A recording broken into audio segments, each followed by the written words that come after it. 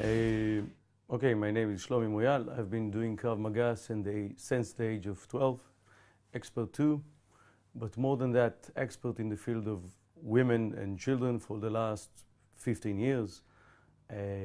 We had projects coming in 20 years ago when the whole subject of women Krav Maga started.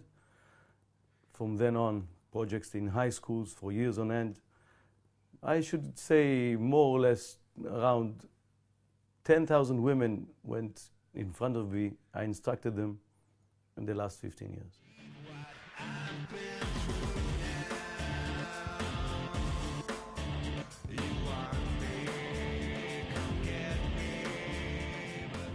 It's a question like, is a knife on your neck a threat?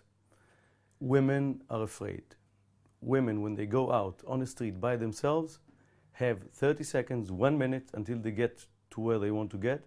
They're afraid, always. They don't talk about it, they don't say it, but they're afraid. They know that men are stronger, can hurt them, and this is why they must have this tool, this wonderful tool.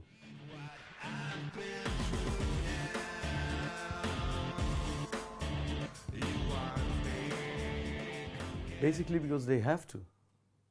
They can have a choice and be afraid twice a week, 3 times a week, every time they walk by themselves alone, getting into a parking lot, getting into an elevator with a stranger.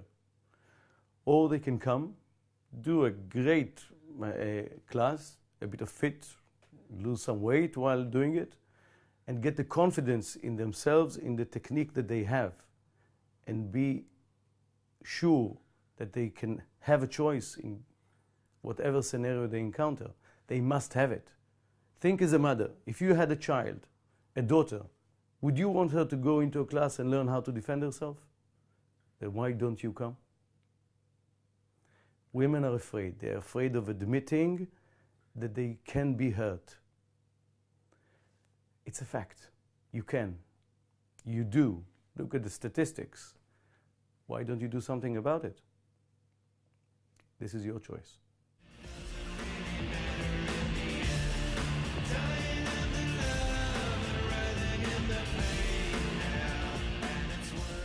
Obviously, when you go to Krav Maga class and you'll have 20 women in the class, do you feel the same?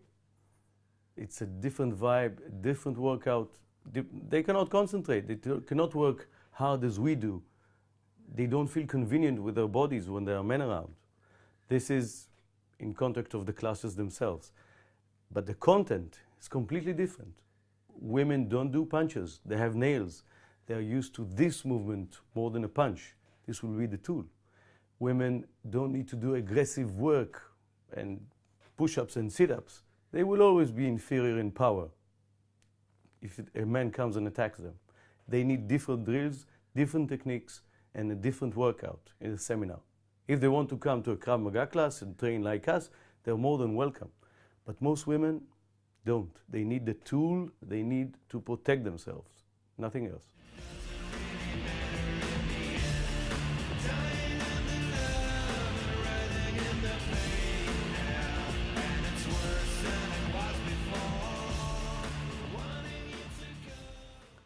Let's start with the problems.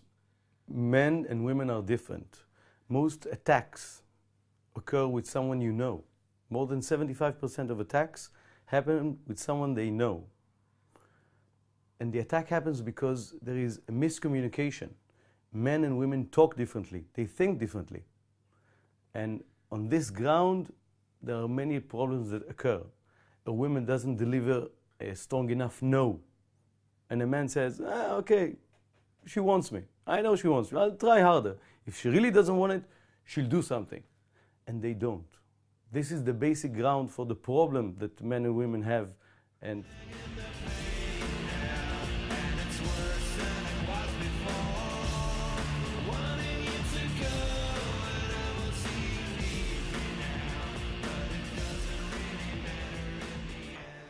the idea of having women's seminar is not to have them do push-ups, sit-ups, and be strong.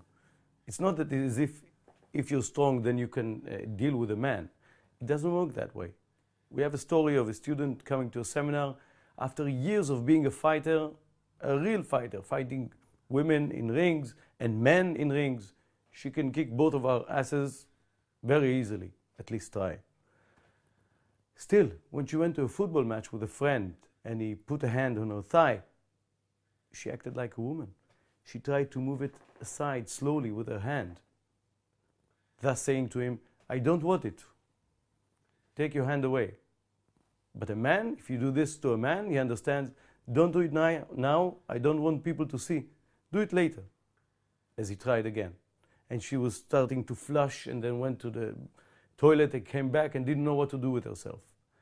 This behavior happens to women that don't understand men, the way men talk. It has nothing to do with power. You need to understand how men work, how they think, how to act, so they will stop their behavior. It has nothing to do with power.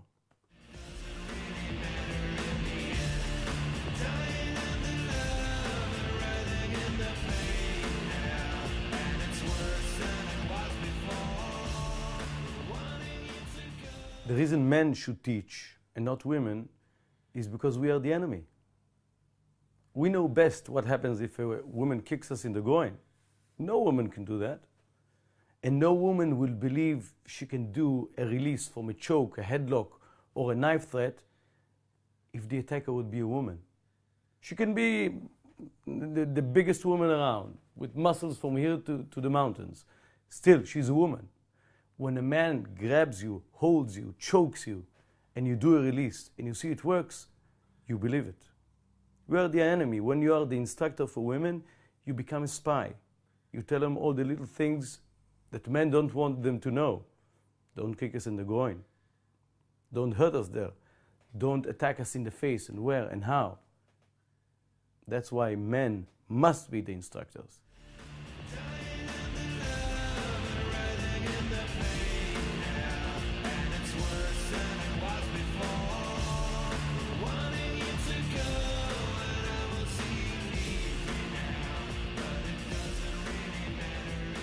Basically, it's like having a girlfriend and then getting married. It's two different stories altogether. The minute you get married, it's much more complicated. You know Krav Maga, it's one thing, it's very good, it will help you. But to instruct women, you need to understand the women's mind, the way they think, their problems, their issues with their body and with the surroundings. The women instructor course give you these tools, give you the correct exercises, give you the techniques, different techniques. Women Krav Maga has different curriculum altogether. The attacks are different, the situations are different, the solution is different, and the teaching, obviously.